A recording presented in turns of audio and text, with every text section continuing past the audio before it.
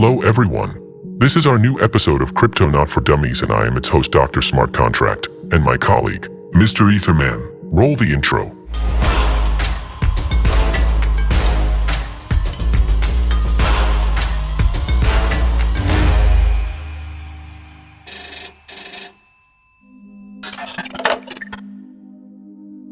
What are the most popular GameFi projects? Let's start chronologically. 2017, the emergence of NFTs, CryptoKitties, CryptoPunks, Decentraland. Then there were games at the junction of GameFi and metaverses such as Alien Worlds. Mr. Etherman, would you like to add anything? We've already spoken about Axie Infinity, which seems to be the #1 game. At one point it had around $1 billion. $1 billion on the crossing of virtual creatures. An incredible situation. Well, yes, and there are such companies like Immutable, which write their own Layer 2 for Ethereum and for NFTs. They already have their own NFT marketplace. Let's even say, a marketplace exchange. In some games they act as a publisher, in some as a developer. In particular, games like Gods Unchained and Guild of Guardians. If you are interested in looking at a large list of games, then you can go to GameFi.org, and there is a listing for each game with pictures, screenshots, information, filters, and so on. You can see all the statistics.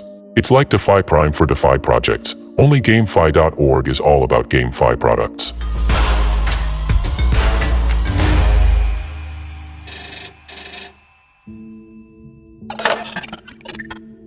What are the criteria for choosing a game?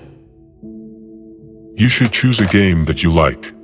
You have to personally enjoy it. I will sound like a snob, but if you want to earn decent money in order to buy yourself a BMW, it is better to spend hundreds of hours on acquiring a skill that will not disappear together with the game. Although GameFi presents an amazing opportunity, however, as we know in gaming, only the top 100 players in the world participate in championships and get paid for it, and everyone else is just a player. Now millions of players can earn money. This is certainly not a championship prize of 30 million, but it is still money. It is worth saying that everything is relative. It all depends on where in the world you live. If you live in some established first world economy, or if you have some profession that allows you to make good money, then it is probably better to invest in a profession that will allow you to earn a competitive global salary. If you really like GameFi, just play for yourself and farm in your spare time. On the other hand, there are economies in which $500 to $1,000 is considered good money, and so GameFi might be a real alternative to existing jobs. Everything is relative, guys. If you want to earn money, find yourself a good specialty and become a professional at it. Leave games for fun, but sometimes it can be a good way out of your situation. Or if you are a gamer and you like it, you can make money by coming up with complex mechanics and developing some guilds. Surely, there are ways of making decent money and new methods will emerge.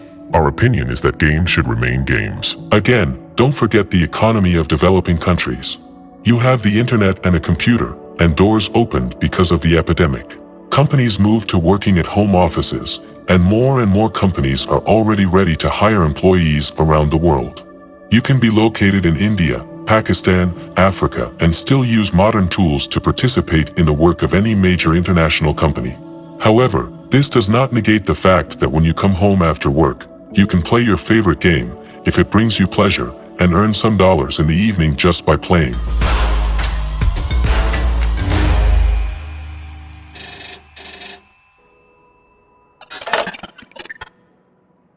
Where is the industry headed?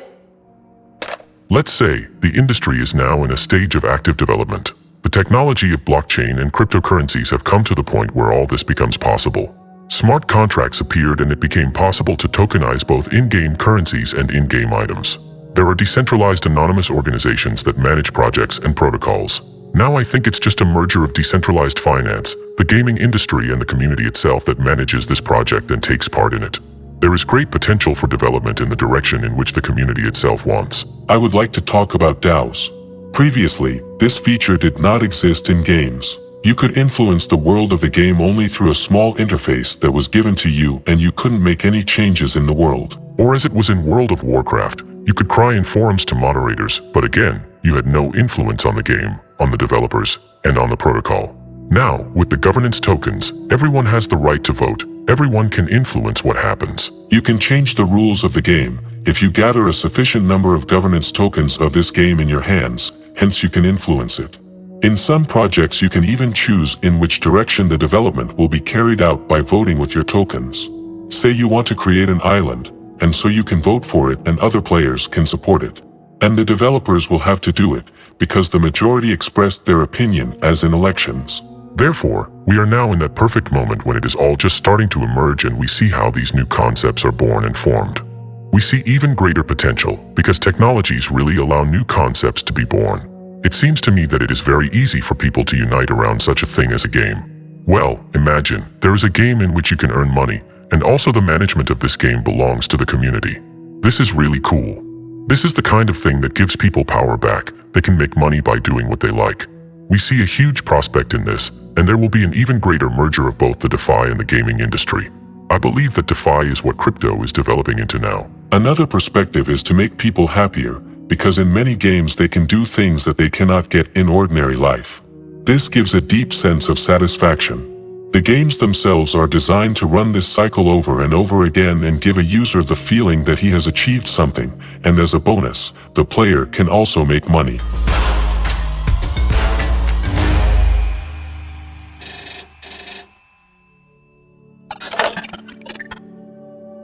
Have you heard about the Squid scam cryptocurrency dedicated to the series Squid Game? Did you invest anything? I don't see any fools here. Zero.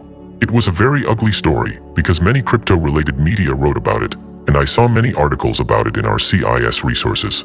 Nobody bothered to read the smart contract and see that these tokens could be bought, but not sold. Someone especially gullible bought it, but suddenly it turned out that they couldn't be sold.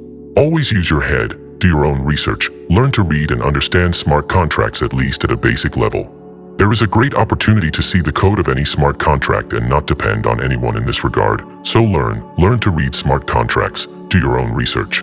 Be skeptical, don't trust anything, especially in this industry. Even without reading smart contracts, because it still requires deep specialized expertise. But you can look at the token and ask yourself just one question: what is the value of it? Can I use it? Does it participate in the mechanics of the game? Does it participate in the governance of this game? What happens after I have invested money? If the only answer is that tokens can be stored, then it will be like with ICO in 2017 and 2018, just a waste of money. We recommend taking a closer look at projects that make their technological solutions for scaling on Ethereum. Projects that create some kind of ecosystem. Take a closer look. There are already a sufficient number of companies and projects that do not make a single game, but rather an entire ecosystem. Make your own research. You should take risks. There is never a profit without risk. And this was our show Crypto Not For Dummies. I am Mr. Smart Contract, and I'm Mr. Etherman. Hit the like and bell buttons. Subscribe. See you soon in our future videos and take care in the meantime.